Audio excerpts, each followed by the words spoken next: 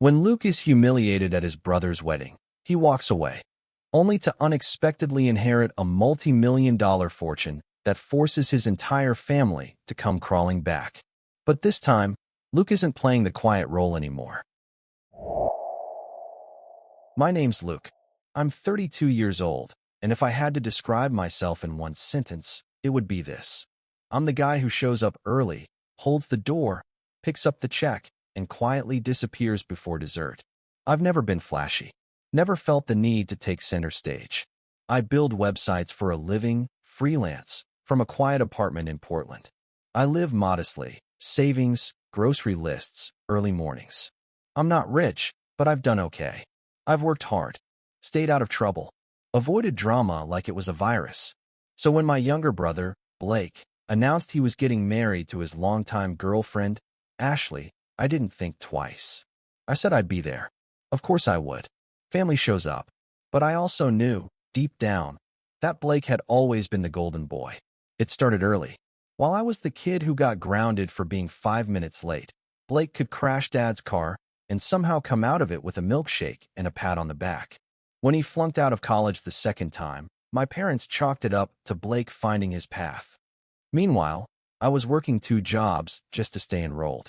I stopped expecting fairness a long time ago, but I thought maybe a wedding would be a fresh start. Maybe we'd finally be seen as equals. I didn't want attention. I didn't want a spotlight. I just wanted acknowledgement. So when I heard they were struggling with the venue, I offered a gift, quietly, a $7,000 check. No fanfare, just a card that said, "Wishing you both joy and strength. Luke." The wedding was at this picturesque vineyard outside Napa. White chairs, champagne flutes, wildflowers arranged like they were plucked from a Martha Stewart shoot. I arrived early, dressed in a charcoal gray suit. I even brought a framed photo of our grandfather, who'd passed a few years back. He'd always said I was the steady one, the heart of the family. I stopped by the reception table to check the seating chart, expecting to see my name next to a cousin or old friend. Instead, there was nothing. No Luke. No table number. I asked the planner. She blinked, then walked to the coat room and fished out a cocktail napkin with my name scrawled in pen. Luke. Kids' table. I thought it was a mistake. A joke. I followed the little arrow she pointed to, and there it was, a folding table in the corner, next to the kitchen doors, with 4 toddlers arguing over crayons and juice boxes. I didn't laugh. A few moments later, Ashley walked by in a blush pink gown, all sparkle and hairspray. "Oh, hey, you made it," she said with a smile that didn't reach her eyes. "Wasn't sure you would." "Why wouldn't I?" She gave a little shrug. "You just seem like the quiet type. We figured you'd be fine with something simple. You put me at the kids' table. It was last minute," she said. "You weren't in the original plan." That's when something twisted in my chest. It wasn't heartbreak. It wasn't rage. It was emptiness. A slow, sinking realization I was an afterthought. I walked to the table and sat down. One of the kids immediately flung a spoonful of mashed peas at my lap.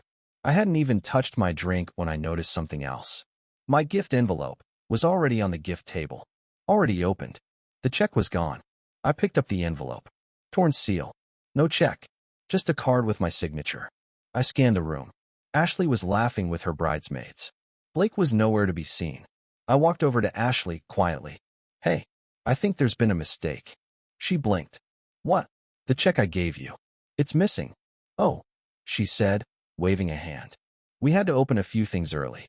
Blake's mom wanted to be organized." "You opened a check meant for both of you?" She shrugged. "It's not like we cashed it." I stared at her. "Then you won't mind if I take this back?" Her smile dropped. "Wait, seriously?" I didn't answer. I slipped the torn envelope into my pocket and walked away. Behind me, I heard her whisper something sharp to one of her friends. It didn't matter. That was the moment I knew I was done. I walked outside and stood at the edge of the vineyard, staring at the rows of grapes glowing gold in the sunset. I wasn't angry. Not yet. I was calculating. I pulled out my phone and called Greg, my bank manager. "Greg, remember the check I mentioned? Go ahead and cancel it." There was a pause. "You sure?" "It was for—" "I'm sure." "Done," he said. I hung up just as Blake strolled past, laughing with his CrossFit buddies like he was the mayor of the vineyard. He hadn't even said hello. No hug. No thank you. Not even a nod. I watched him from the distance. And I remembered the time I covered his rent for 6 months. The time I co-signed his car lease. The time I bailed him out when he crashed that car. And now, I was the guy in the corner, cleaning up mashed peas from my slacks. I walked back inside, sat through dinner in silence, barely touched the food. When the DJ called out for all the family on the dance floor, I stood up, walked over to the gift table, and quietly took back my grandfather's photo. I was halfway to the parking lot when Ashley caught up.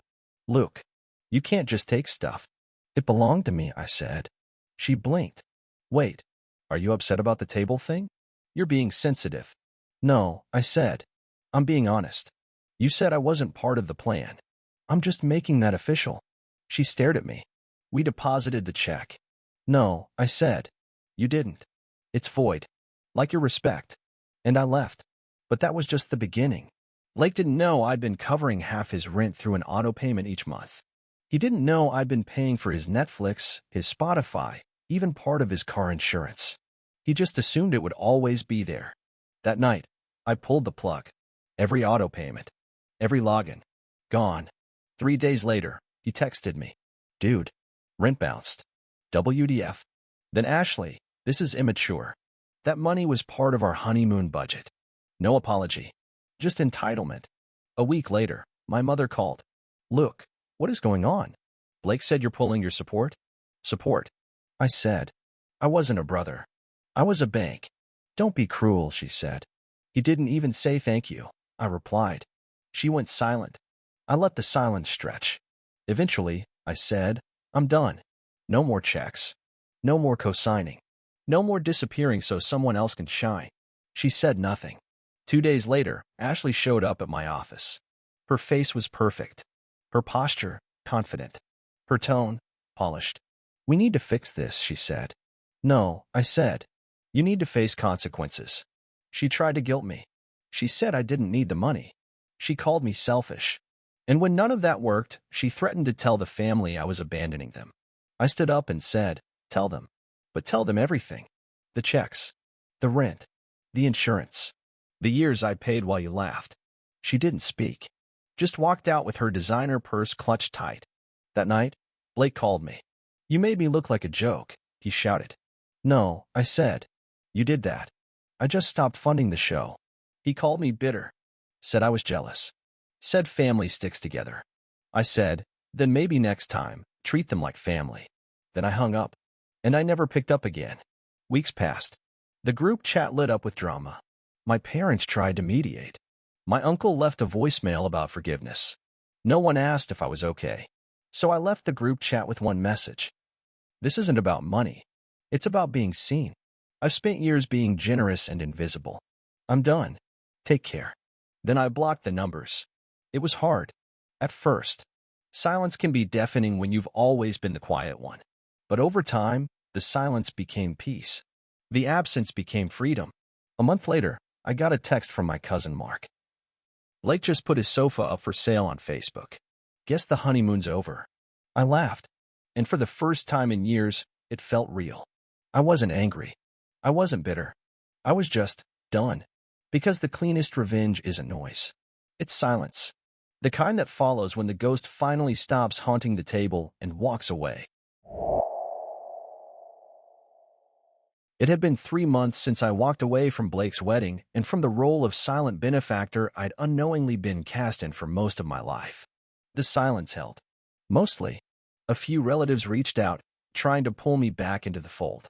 A couple of guilt-laced emails from my dad. One dramatic voicemail from Ashley that I didn't even finish. But eventually, the noise stopped. Until the letter came. It was a regular Tuesday morning. I had just made coffee and sat down to review a client's website launch when I saw the envelope, thick, cream-colored, with my full name handwritten on the front. Inside was a letter from a law firm in Seattle. Apparently, my great-uncle Walter, my grandfather's estranged brother, had passed away. I hadn't seen him since I was a teenager. The man was reclusive, gruff, and to be honest, forgotten by most of the family. But what the letter said changed everything. Walter had left a will. And in it, He named me his sole beneficiary. Not Blake. Not my father. Not the head of the family. Me. I blinked at the words. Full inheritance of real estate, liquid assets, and business holdings. I called the lawyer to confirm. He explained that Walter had been following my life quietly from a distance. Apparently, he'd once been a self-made entrepreneur who cut off contact with the family after years of being dismissed by them. Sound familiar? He'd seen something in me, the lawyer said. Something familiar. You reminded him of himself, the man told me. He called you the one who carried weight nobody saw. I didn't know whether to laugh or cry. Then he told me the estate was valued at roughly $3.2 million. $3 million. From a man I barely remembered. But the news didn't stay quiet for long. By the end of the week, my mother called again. Her tone was bright, almost manic. Luke, honey, how are you? It's been too long.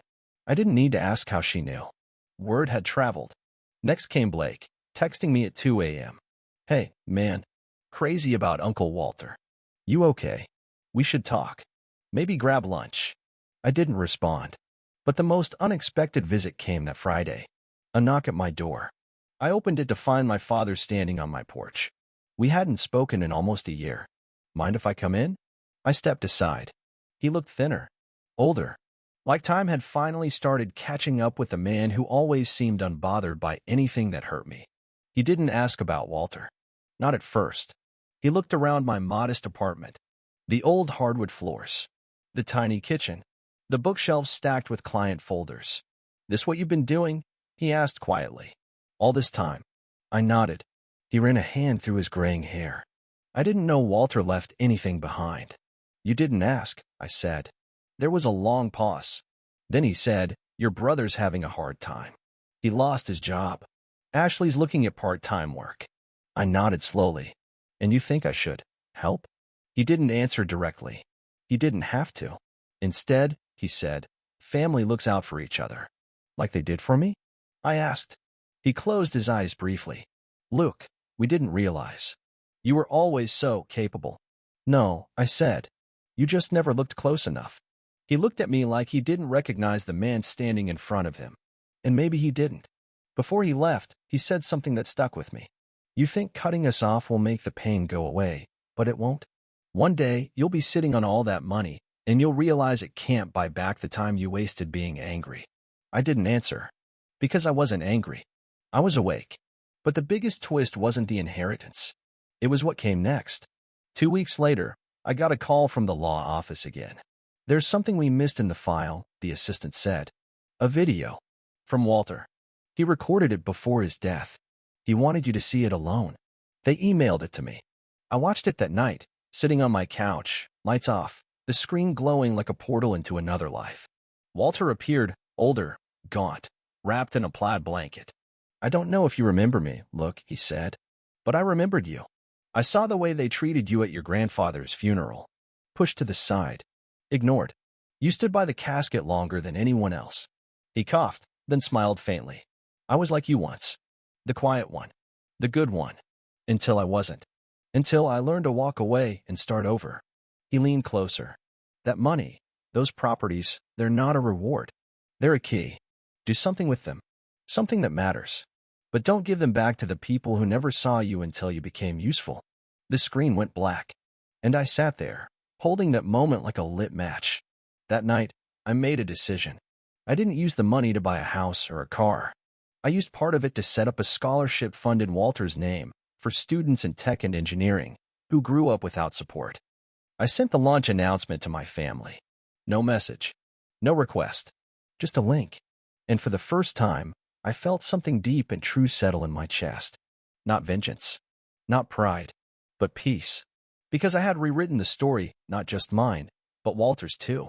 And when the next wedding comes, or the next holiday rolls around, they may still scribble my name on a napkin. But I won't be sitting at their table. I'll be building my own.